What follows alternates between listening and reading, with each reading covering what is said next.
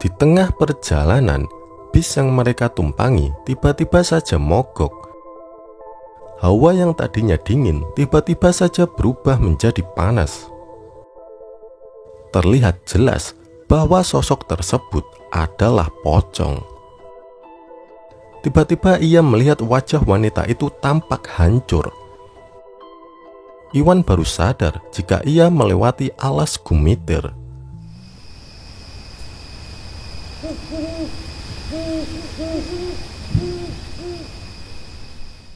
Selamat datang di Buzz Story, cerita waktu malam.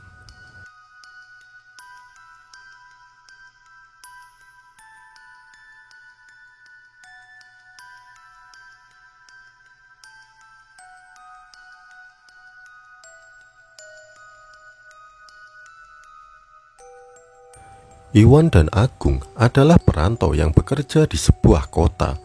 Mereka baru saling mengenal di tempat kerja. Ternyata Iwan dan Agung berasal dari daerah yang sama. Hingga akhirnya mereka memutuskan untuk ngekos bersama. Setelah sekian lama bekerja, Iwan memutuskan untuk resign karena ia tidak betah lagi dengan pekerjaannya. Suatu hari, Agung mendapatkan telepon dari istrinya yang ada di kampung. Istrinya bilang kalau anaknya yang masih SD sudah menunggak SPP beberapa bulan. Dan besok SPP-nya harus dilunasi. Kalau tidak, anaknya tidak akan bisa masuk sekolah lagi. Hari itu sekitar jam 7 malam, Agung memutuskan untuk pulang ke kampung halaman. Mengetahui Agung akan pulang, Iwan memutuskan untuk ikut pulang kampung bersama Agung. Lagi pula, ia sudah mengajukan resign dan tinggal menunggu surat keputusan. Namun, sebelum berangkat, saat Iwan sedang berkemas, ia mendapati toples plastik tempat beras mereka tiba-tiba pecah begitu saja. Hal itu membuat bulu kuduknya berdiri dan jantungnya berdegup dengan kencang. Disertai dengan firasat yang tidak enak, Iwan yang merasakan keganjilan itu tidak menceritakan kepada Agung dan memilih untuk diam saja. Setibanya di terminal, mereka berdua langsung menuju bis yang saat itu hanya berisi sedikit penumpang, sekitar 8 orang. Di tengah perjalanan, bis yang mereka tumpangi tiba-tiba saja mogok. Mengetahui hal itu, Agung merasa kesal karena menurut sang sopir membutuhkan waktu sekitar 1 jam untuk memperbaikinya. Iwan, Agung, dan penumpang lainnya berada di tengah hutan yang sepi.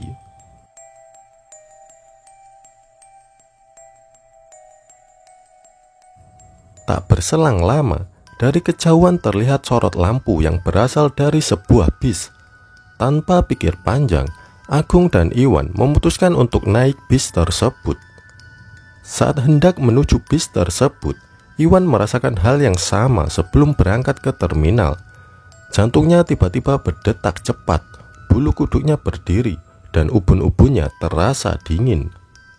Semakin mendekati bis itu, perasaan Iwan tidak karuan. Ia merasa ada yang tidak beres dengan bis tersebut. Kondisi kendaraan ini terlihat berbeda. Ukurannya lebih kecil, tidak sebesar bis patas pada umumnya, dan warna cat yang nampak memudar. Saat masuk, Iwan melihat sang sopir tetap melihat ke arah depan tanpa menghiraukan kedatangan mereka. Karena minim cahaya, Iwan tidak dapat melihat dengan jelas keberadaan penumpang di dalam bis. Ada yang mengenakan pakaian coklat, hitam, dan putih. Tetapi wajah mereka tidak terlihat karena tidak tersorot cahaya lampu. Anehnya, penumpang lain tidak menghiraukan kedatangan Iwan dan Agung di dalam bis tersebut. Saat Iwan duduk di dalam bis, hawa yang tadinya dingin tiba-tiba saja berubah menjadi panas. "Aku kok nggak pernah lihat bis seperti ini ya, Gung?" kata Iwan. "Udah, nggak apa-apa. Yang penting kita sampai rumah," jawab Agung. Di dalam perjalanan, Agung memilih untuk tidur. Sementara Iwan tidak dapat tidur karena merasakan hal yang ganjil. Suasana bis saat itu sangatlah sepi. Bahkan Tidak ada suara sedikit pun dari arah luar. Yang lebih mengerikan adalah tidak ada pemukiman warga di jalanan tersebut. Yang terlihat hanyalah hutan belantara. Tak berhenti di situ, saat mencoba berdoa dan menenangkan diri, Iwan merasakan aura yang tidak biasa dari kursi depan. Penumpang tersebut berjarak 2 kursi dan mengenakan pakaian serba putih. Terlihat jelas bahwa sosok tersebut adalah pocong, karena nampak kain di atas kepalanya yang diikat. Iwan kembali melihat sekitar. Di belakangnya terlihat jelas wanita dengan rambut panjang tengah tertidur dan mengeluarkan aroma yang busuk. Saat itu juga Iwan membangunkan Agung. Namun saat Agung terbangun, sosok pocong tersebut tiba-tiba menghilang, sehingga Agung menganggap bahwa Iwan sedang berhalusinasi. Lalu Agung melanjutkan kembali tidurnya.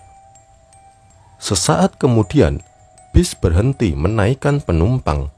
Iwan melihat seorang wanita berpakaian warna coklat baru saja naik dan duduk di sebelah sisi yang lain dari kursi mereka. Saat Iwan hendak bertanya kepada wanita tersebut, tiba-tiba ia melihat wajah wanita itu tampak hancur. Iwan langsung membangunkan Agung kembali untuk mengajaknya turun dari bis.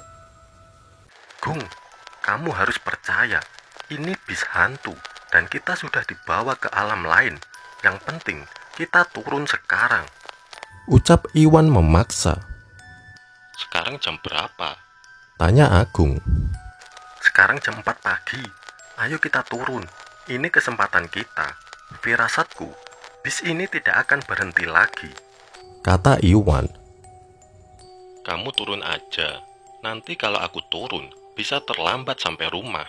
Aku harus sampai sebelum jam 7 pagi saat anakku berangkat sekolah, jawab Agung.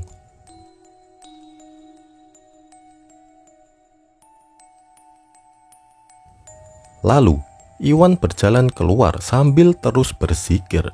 Ia tidak berani melihat siapapun di sana dan kebingungan dengan sifat Agung yang enggan turun dari bis mengerikan itu.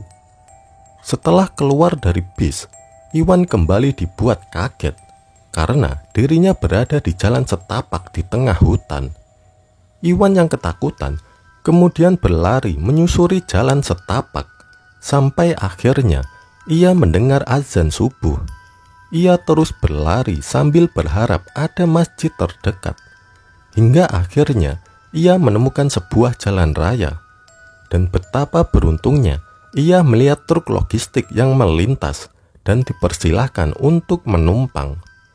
Setelah menceritakan kejadian yang dialaminya, Iwan baru sadar jika ia melewati alas gumitir. Setibanya di rumah, keluarga Iwan meyakini jika bis yang ia tumpangi adalah bis hantu alas gumitir.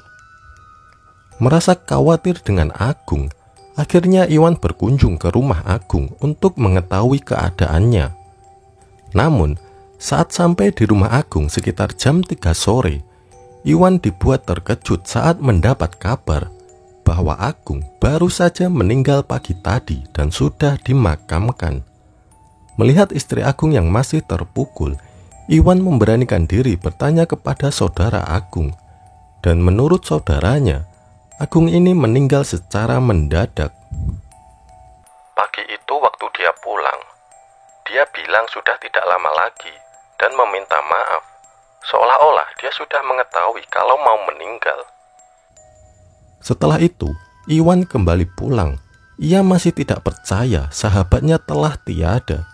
Dan kenapa Agung tidak mau diajak turun dari bis itu kemarin?